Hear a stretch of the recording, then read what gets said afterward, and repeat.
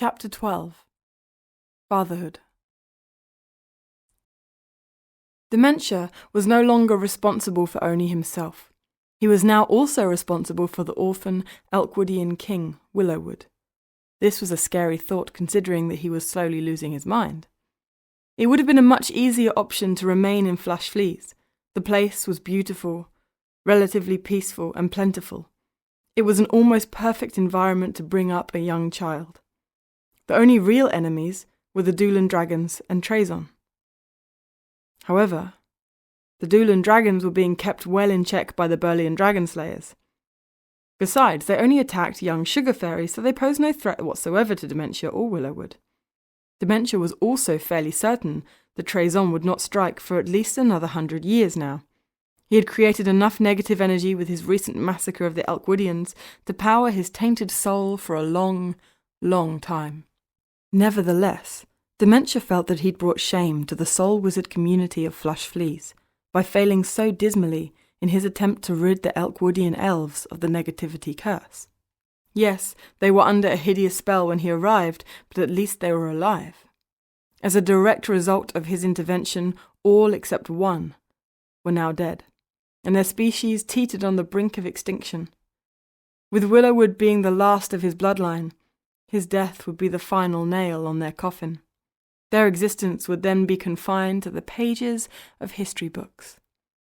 Dementia wanted to pay the galaxy back for his huge mistake by doing something with the rest of his life that could really make a difference.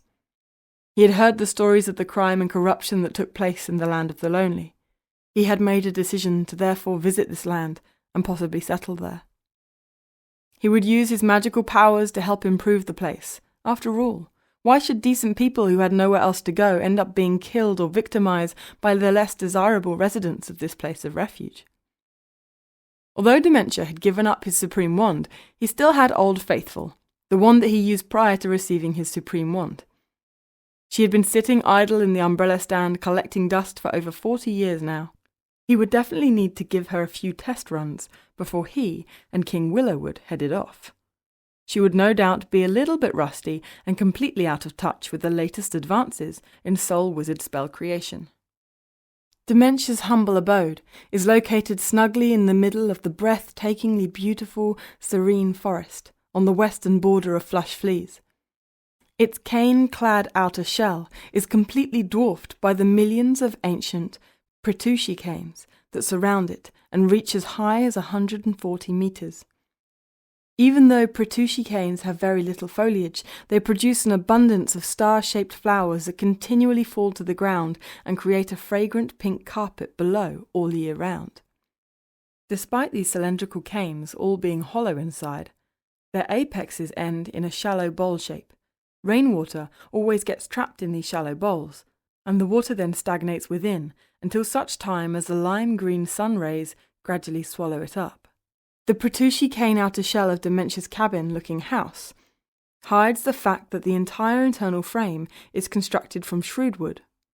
It is therefore like living in an enormous, hollowed-out wand. The powers that be had authorized its shrewdwood construction many years ago in order to protect the aging wizard from the myriad of potential enemies who might attempt to harm or kidnap him as he slept, not least of which being Trazon. The patriarch and matriarch of the Shrewd Trees, Sir Barkalot and Lady Woodsworth, had authorized the felling of a number of spare limbs from a few younger Shrewdies for its construction. Despite the wood being only 8,000 years old, which was fairly immature by Shrewdie standards, its magical protective powers had already paid dividends on several occasions. On one memorable occasion, it subliminally brainwashed an ill-intentioned male Tishy gnome into believing that there were great treasures to be discovered in the bowl-shaped top of one in every 5 of the highest Pretushi canes. The salivating Tishy gnome hurriedly exited Dementia's abode and started clumsily ascending the first enormous pole. Tishy gnomes' tiny fingers and toes, as well as their extremely concave spines, are hardly designed for pole climbing. 2 grueling hours later, the exhausted creature reached the apex, only to find that his first guess had been incorrect. He dejectedly started the slow and dangerous descent. Having spent a fruitless 12 hours climbing up and down 6 different poles without success, the hapless creature pulled out his crudely fashioned axe and started hacking away at one of the bases that he had not ascended as yet. When the mammoth cane eventually gave way and came crashing down, it fell directly on top of him and turned him into a very thin tishy gnome paste. Only last night, the young shrewdwood frame had managed to subliminally convince a prowling skellum, the stone-winged carbonara intent on killing dementia, that there was a secret magic potion resembling rainwater stored in the top of the more mature canes. It convinced her that once consumed, this would allow her to have any wish she desired come true, even dementia's demise. "So this is how one kills that damn soul wizard," smiled Skellum.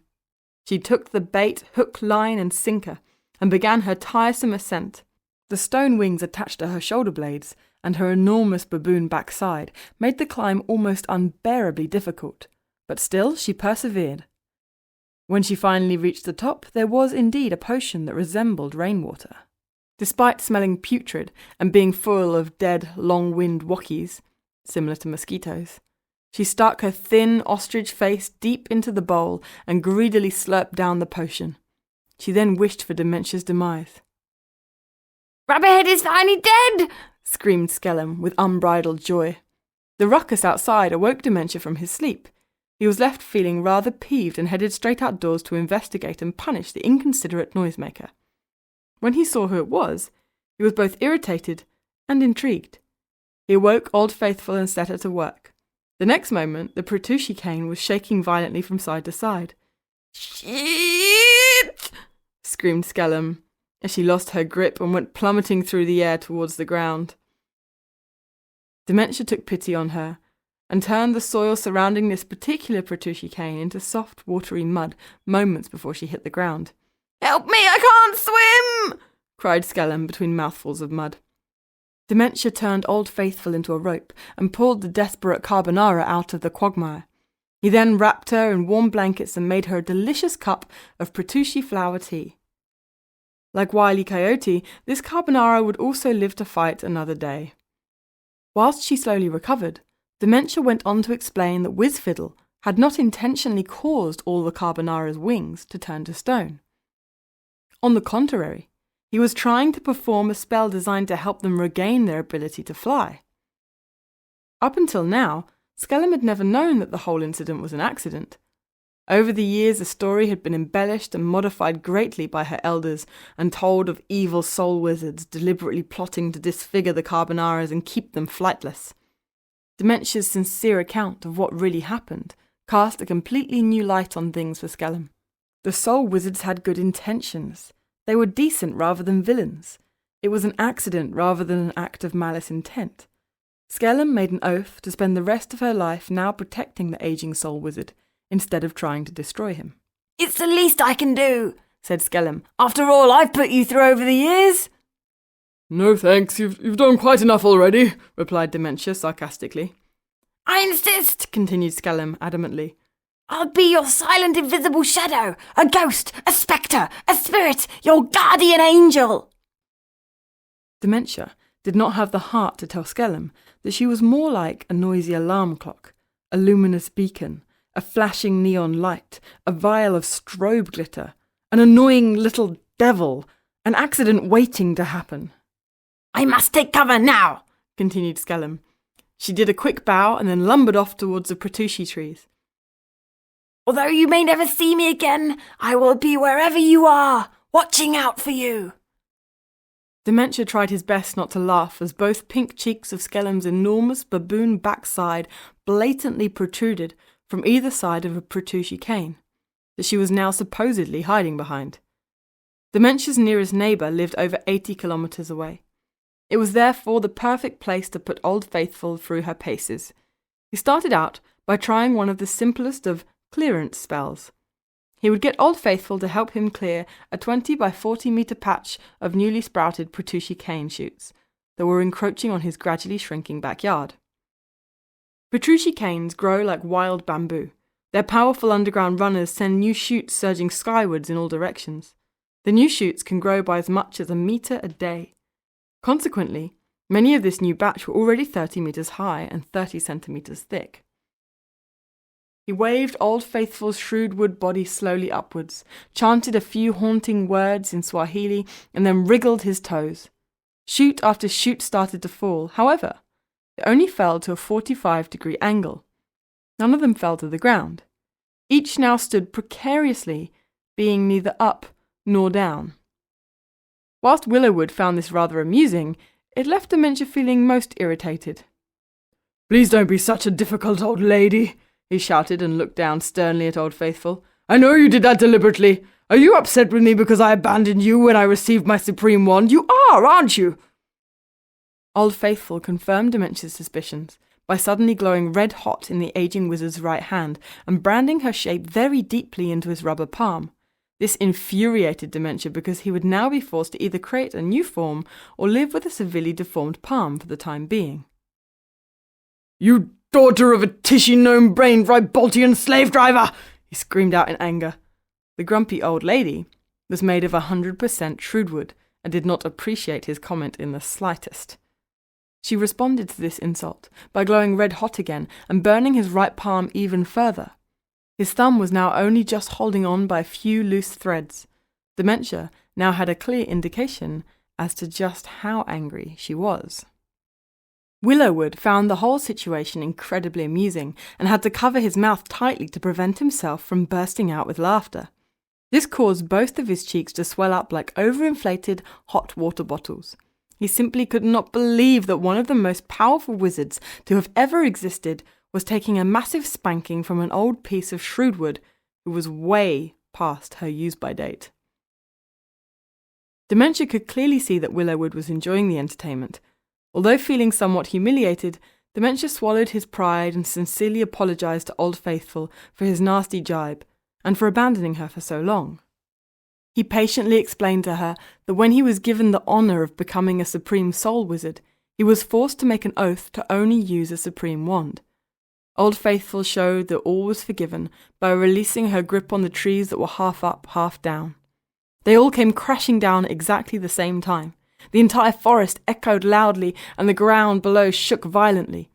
Willowwood got such an enormous fright that he nearly jumped out of his skin and let out a high-pitched squeal. "Serve you right for laughing at me," thought Dementia childishly.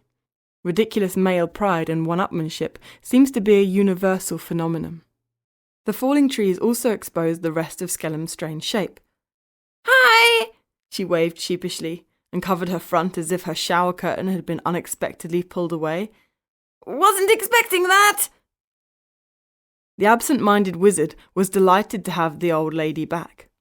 What she lacked in skill and finesse, she well and truly made up for in terms of character. He recalled how hard she always tried, and he'd grown to love her never-give-up attitude. If one attempt did not work, she was happy for Dementia to keep trying and trying. Most wands would get irritated with their master if his first attempt failed. They would become sulky for the rest of the day. Consequently, wand rage was common amongst soul wizards. Many a good wand was snapped in anger and rendered as useless as firewood. Having passed all the simpler tests with flying colours, Dementia put Old Faithful through a more complex series of tests.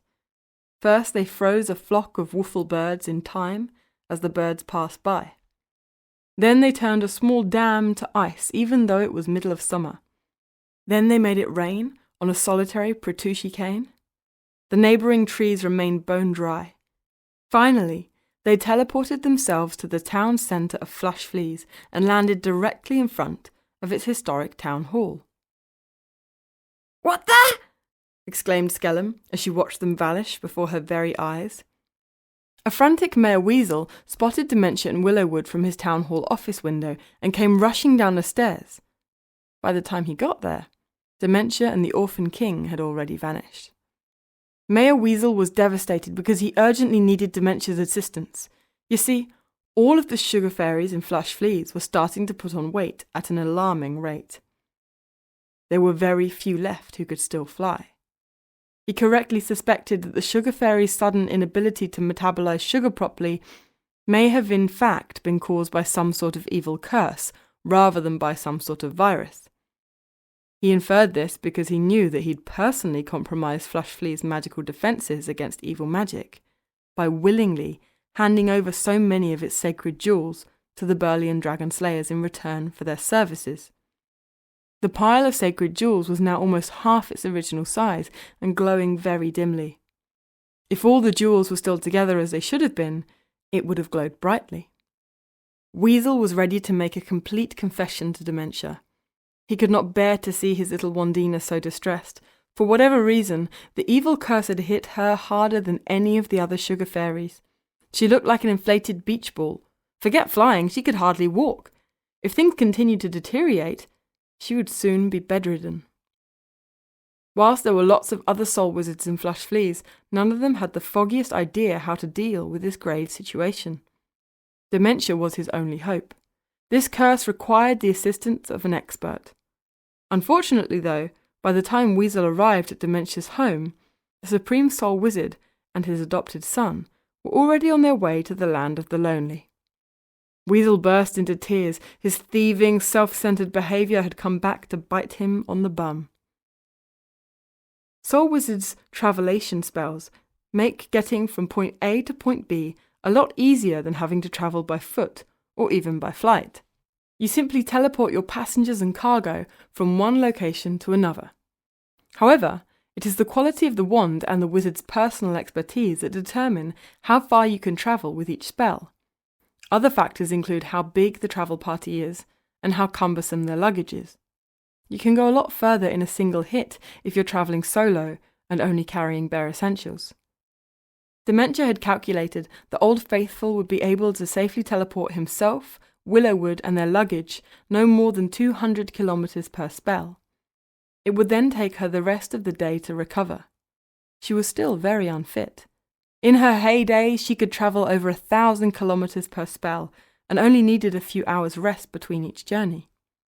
For now, though, wherever they landed is where they would be grounded for the rest of the day. The locations would therefore need to be well thought out. They would need to be safe, habitable, and preferably have some source of food and drinkable liquid. He calculated that they would need to make 2 stops before the final stop. The first stop would be Smelter 13 on Barren Mountain. The second stop would be at the base of Brother 4 of the 5 brothers. He was following almost exactly the same path that Magica and her companions had already taken days ago. However, whereas they had chosen to stay on the apex of Brother 5, Dementia had chosen the base of Brother 4. He had chosen both destinations because they were fairly desolate. The fewer creatures they encountered on their way to the land of the lonely, the better. The climate of Smelter 13 was not great for sustaining wildlife and edible vegetation. They would have to rely solely on their limited rations of food that Dementia had brought from home. The base of Brother 4, however, was the complete reverse when it came to wildlife and edible vegetation. His Galactic Food Guide for Soul Wizards and his Galactic Food Guide for Elkwoodian Elves both suggested that it provided a great choice of food and liquid refreshments. Dementia got Old Faithful to assist him with his teleportation magic, and then they were off. Damn! Shouted Skellum as Dementia and Willowwood suddenly vaporized. I've lost him again! I must train myself to stop blinking!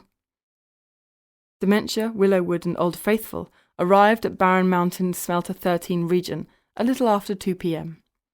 The old lady was exhausted. She had used all of her energy to get them here.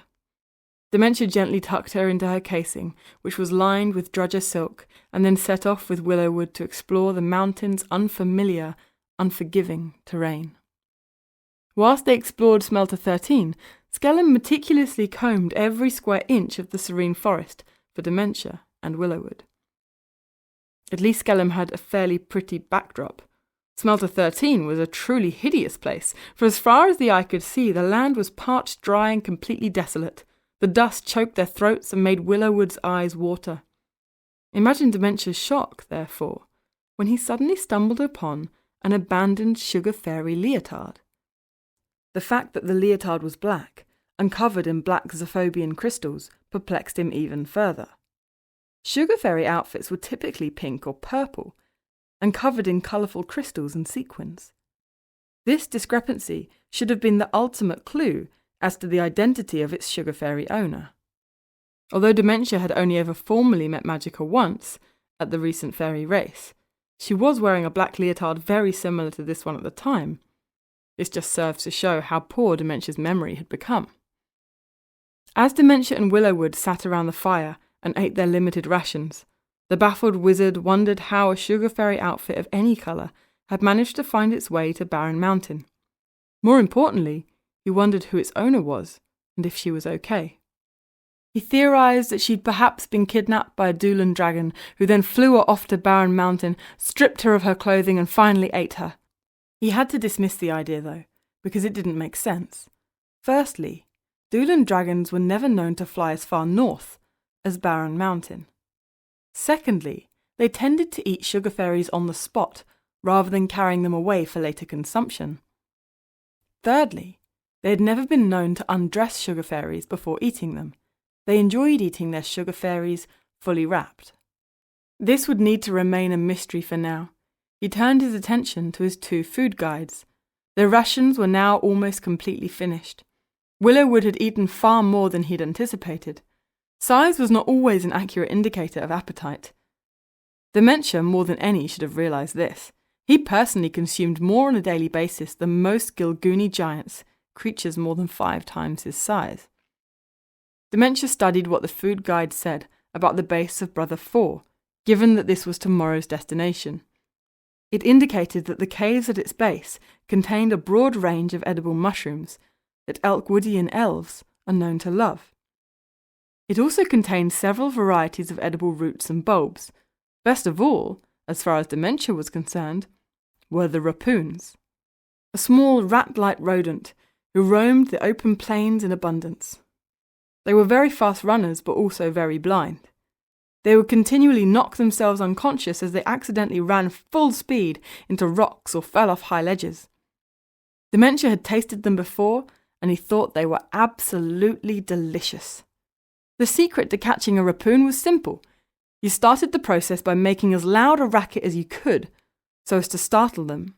You then needed to watch carefully as they ran around frantically and smashed into things.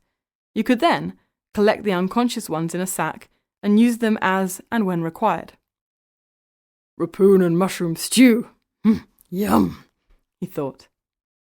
Dementia had not bothered to repair the damage to his right hand inflicted by Old Faithful prior to leaving Flush Fleas. The right thumb was now only hanging on by a few flimsy threads. He'd recently developed an irritating habit of pulling at this rubberized thumb whenever deep in thought. It stretched forwards and backwards with the flexibility of an elastic band and was really quite gross to watch. This horrible habit was driving young Willowwood nuts.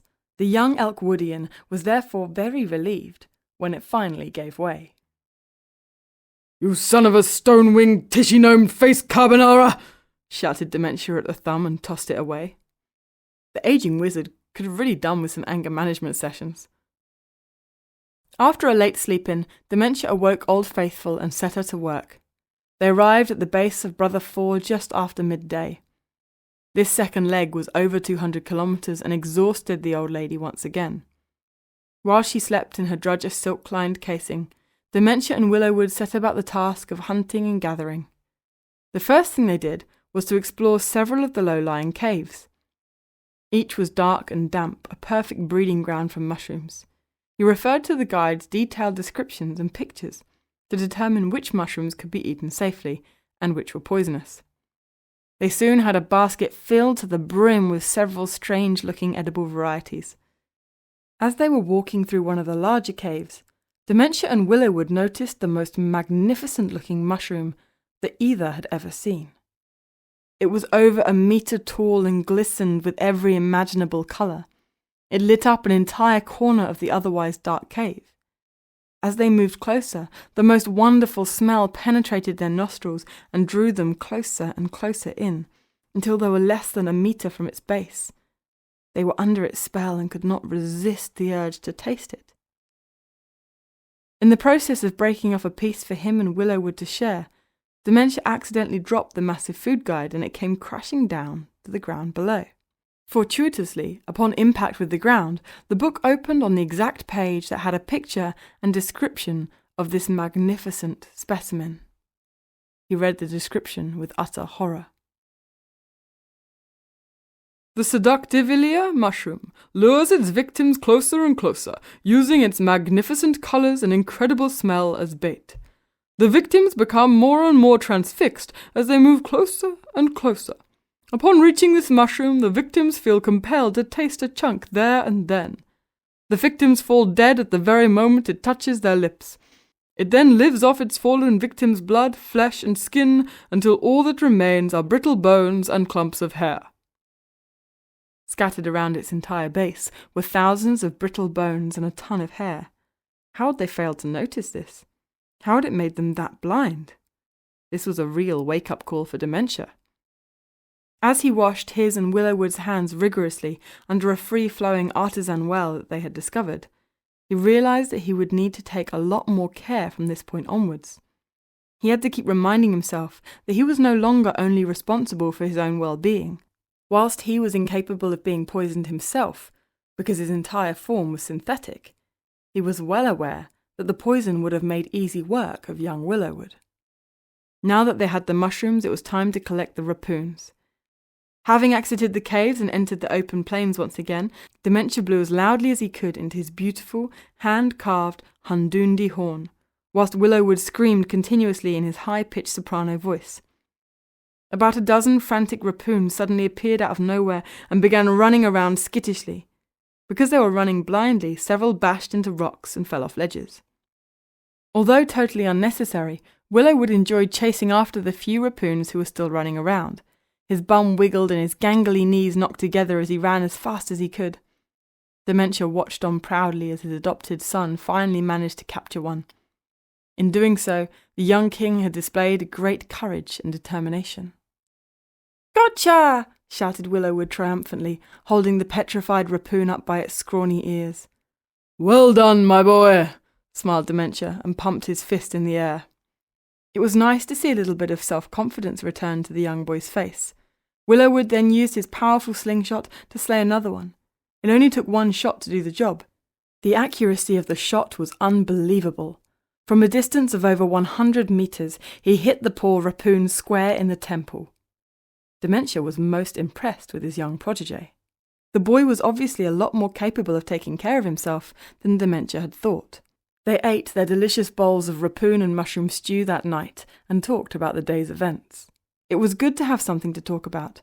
It distracted both of their minds from the bitter memories that still haunted them.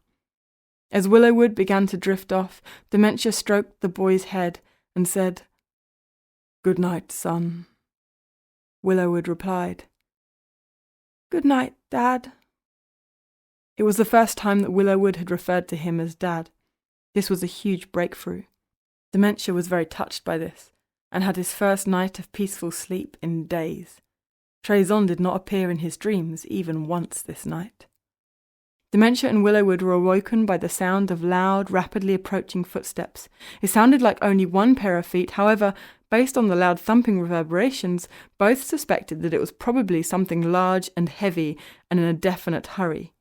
Before Dementia could move himself and Willowwood to safety, the thing was upon them. The moment this thing spotted Dementia and Willowwood, its head dropped into its chest cavity, its arms started to swing wildly, and it started to shriek like a banshee.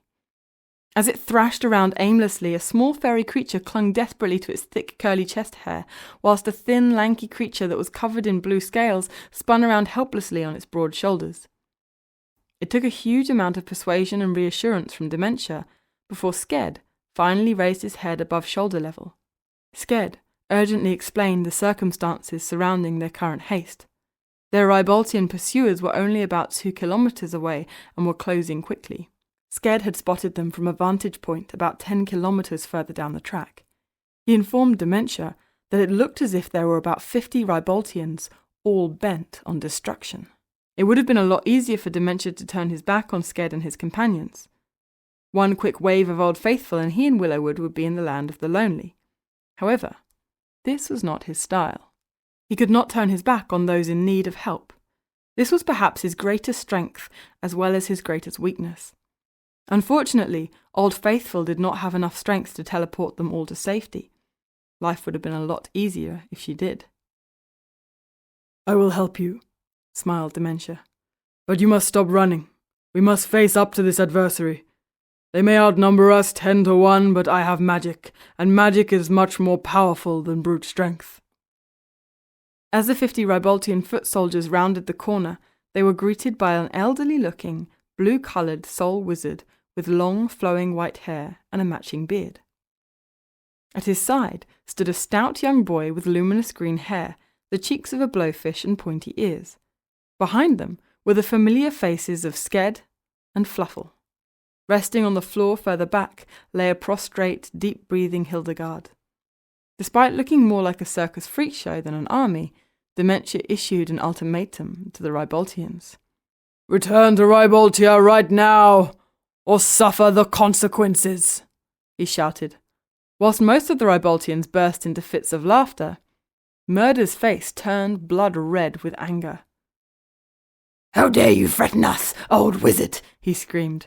"For this, you and your motley crew will die slow and painful deaths." He gave the command and his foot soldiers started running forward with their batons raised and at the ready. As they approached, Dementia waved Old Faithful high into the air and started his chant. "Forces of good to whom we pray, we ask for your help on this important day. Make those with good hearts brave and energetic, and those with bad hearts weak and pathetic." Hildegard's reinvigorated body rose from the ground as a rush of sudden energy flowed through her. She felt no pain or fear whatsoever. She ran forward in her puppet-on-a-string style, jumped up, and hit out at a Ryboltian with all of her might. Her scaly left hand crunched powerfully into its flat, cartilage-filled nose. The Ryboltian crumbled to the floor and assumed the fetal position. "She broke my nose!" he cried pathetically as a steady flow of blood trickled down his lips and chin. "I want my mummy!" Fluffle bit another Ryboltian on the ankle with all the might that his razor-sharp teeth could muster. The Ryboltian screamed out in agony and hopped around gawkily on only one foot. Dementia then slapped Murder across the face with Old Faithful. Murder's cries of agony caused the remaining Ryboltians to retract their heads and start begging for mercy. "Leave now!" shouted Dementia. The Ryboltians gratefully started their hasty retreat, their heads protruding no higher than eye level.